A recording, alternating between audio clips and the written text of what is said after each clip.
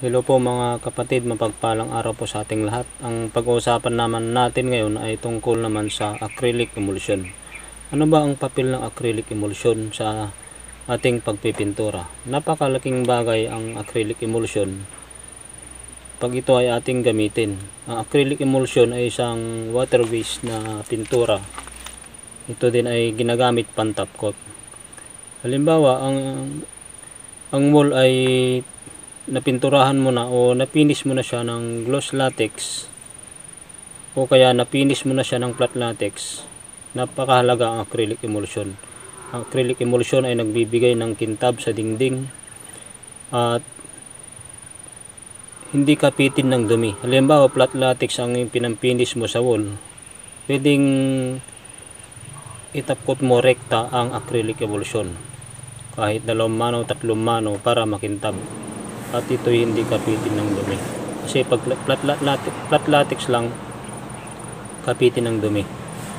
Kung pinis naman siya ng gloss latex, pag gusto mo pa siyang lalong kumintab o lalong makintab, pwede mo rin siyang apply na acrylic emulsion. At isa pa na pamamaraan, halimbawa, nag-design ka ng latex color, halimbawa Picnara o parang wallpaper, yung ginamit mong latex color sa wall,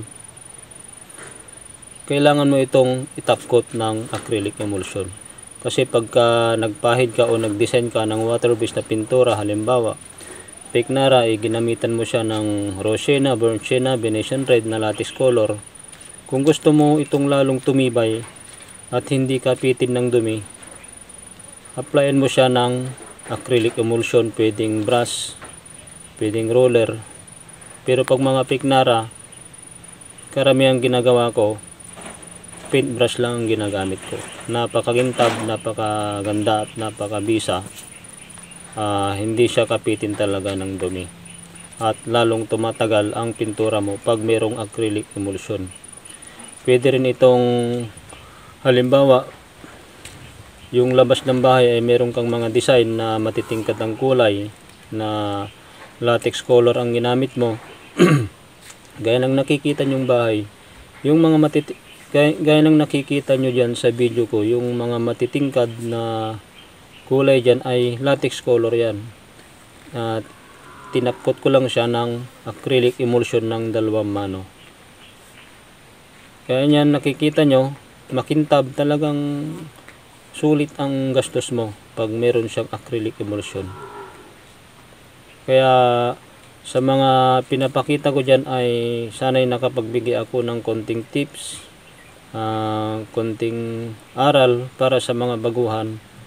Pwede na rin ito sa mga datihan na hindi alam ang gamit sa acrylic emulsion.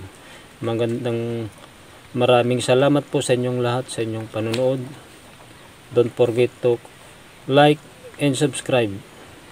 Maraming salamat po.